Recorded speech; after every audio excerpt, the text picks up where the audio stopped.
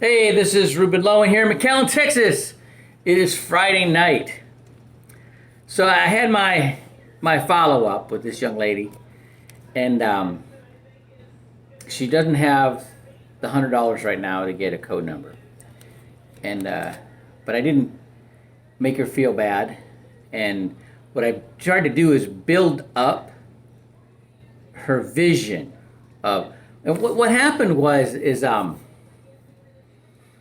I went through her reasons why, and I explained to her about the amygdala in your brain. That when you have a strong enough desire for a certain to achieve a goal, or you want something bad enough, that even when you go into beta brainwave, where your brain limits any new information, it just focuses on what you already know, cold, that you've memorized, that's part of your subconscious to get out of your current situation. Even in that situation, your amygdala will always hunt for that thing that you'd have this great desire for. And so that's why I told her why that's important. And then I went to the marketing and her lists and how to figure out how to put together her list. And then I went to Ruben's Grocery. So I got Ugo is the brother that really runs the store, and he's like the master of superfoods, right? And I was watching him. Some couple guys came in. One guy's pretty rotund, and another guy looked pretty healthy, but he's got like issues with joint pain and back pain, all kinds of stuff. And Ugo started to get into his presentation, and one of the guys like wanted to like right as Ugo's getting started, and he's like, "Well, I had to go pick up my only daughter," and Ugo just like, "What? I can't believe you. You're gonna hear about the best superfoods in the world that's gonna change your life, and and you want to go and you have to go pick up your daughter, your only daughter. Okay, how old is your only and he got the guy to stick around and hear the whole presentation, right? And it got me thinking. There's so many times and I learned, you don't do the presentation unless you're like it's a specific appointment and they know they're there to hear about a business opportunity. And until then, when they start trying to pull more information out of you, you're like, tell you what, this is my card. Give me your number, because what I got to tell you, I can't tell you right now, and you got things to do, and I got things to do. It's just not the right place. Let me get from my computer. I'll call you back, and I'll set an appointment, and then and then you'll be able to get everything, because I don't want to sell you short, right? And then you get their number, right?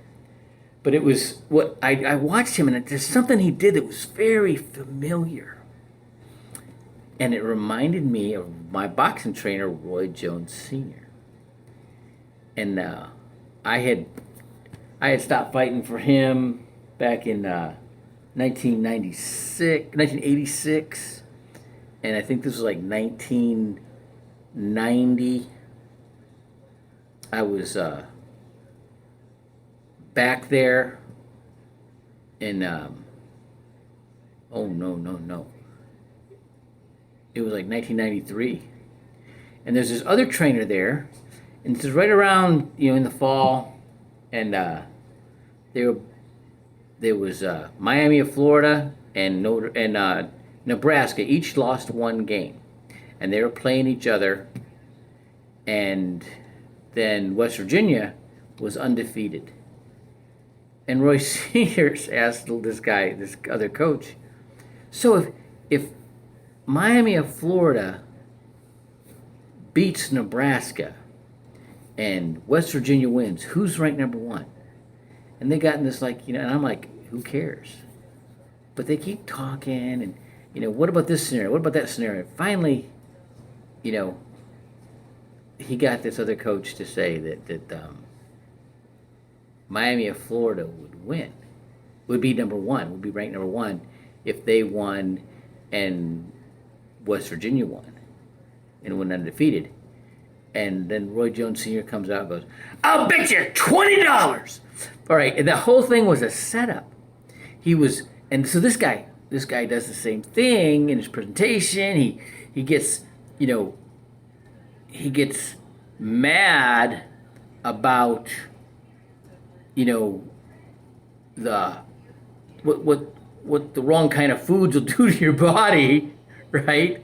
And how it'll, you know, and how you can't eat fried chicken and hamburgers and have a beer and and he gets like mad about it, right? And then he goes, but then the solution is the superfood smoothie. And I picked up on that tonight, and it's something that I haven't been implementing in my presentation very well. But I started learning. I blame teaching us the wrong thing. Not that the three-legged stool is broken, but they taught us wrong. Mr. Diot in the U.S. government in 11th grade taught us wrong, right? And so we teach people right. So I'm figuring out how to do it. All right, have a great day.